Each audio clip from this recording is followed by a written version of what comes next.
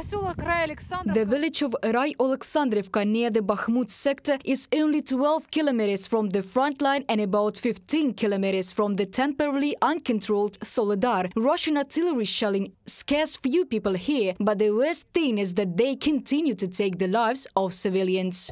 Now we need to buy a coffin, dress her. We started sorting out things, but it's all upside down there. It's all under the rubble. We couldn't find anything. A resident of Rai-Oleksandrivka, Tatiana, is preparing for the funeral of her killed sister as a result of Russian shelling. The woman says her relative was in the house with her cancer-stricken husband at the time of the attack. The shelling occurred around 2 o'clock in the afternoon. The owner of this house, a deceased 62-year-old woman, was near the window and was killed by shrapnel. When they hit for the first time, she seemed to be hiding. They didn't know where the shell hit. They couldn't hear it in the house. But later she began to clean fish, and the fragments killed her right away. The Russian army is shelling this village from the direction of temporarily occupied Soledar, and most often it is artillery shelling. They even hit the vegetable gardens, so not everyone was able to stock up on crops for the winter.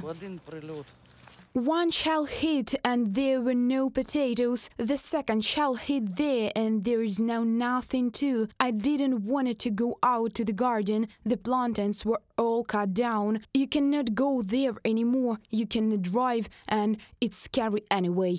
It's hard for Natalia to count how many times she and her husband hid from shelling in the cellar of their house. They had to spend the night in it when the Russian troops shelled their street.